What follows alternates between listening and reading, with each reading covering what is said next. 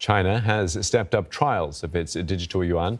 It is trying to become the first major economy to launch a sovereign digital currency. At least 20 million wallets have been reportedly created so far. But analysts say authorities must still get more on board, as Olivia Xiong reports.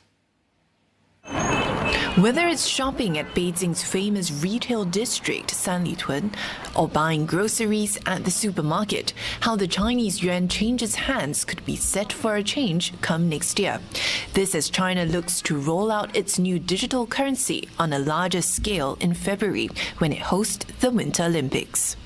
Now, digital transactions are already a way of life here in China. For example, to pay for this drink, all I have to do is whip out my mobile phone, scan one of these QR codes, and pay using one of the popular apps like WeChat or Alipay. It's that simple. But the digital renminbi is said to be different, as transactions can be made without the use of the internet.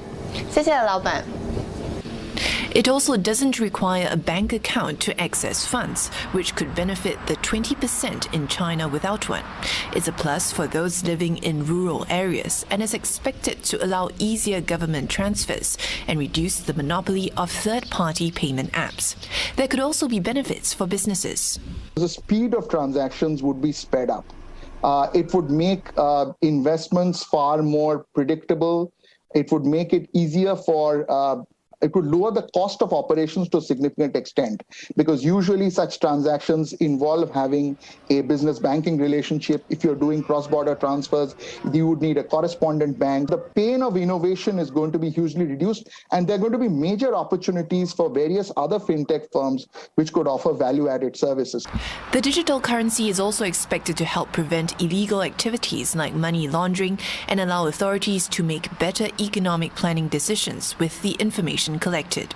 But experts point out that concerns about data security will have to be addressed. It's not only something that China is facing, but that basically all other countries will be facing. That's the whole question of data security, privacy, anonymity of exchange, which is a big advantage of cash, that it's anonymous, whatever you pay is not something that is recorded. And that leads to the whole question of what amount of control does the state want, and is the state being given? Another challenge is showing the Chinese public the benefits of the digital yuan, given its similarity to existing mobile payment systems. 有2年没用过了吧？就不需要带纸币的，我觉得挺麻烦的，只要带个手机就可以了。只不过唯一麻烦的一点就是手机丢了之后就有点麻烦。数字人民币我因为不太了解啊，就是有个就是大概的可能有一个概念，但是具体不知道那什么。主要反正就担心好像就是这安全性呗。Analysts add that the rollout of the digital yuan will challenge the dominance of the US dollar, although this won't be immediate. Over 80% of Chinese international trade is in the end transferred and calculated by US dollars. So it's running through the US dollar system. That's something that China wants to reduce. It would happen automatically if a digital system came in. But then, of course, there are political issues with that, because the US are concerned that, for example, it could be used to circumvent their sanctions on specific countries like Iran. Already, Beijing has announced a ban on all cryptocurrency payments and services, with violators facing criminal penalties.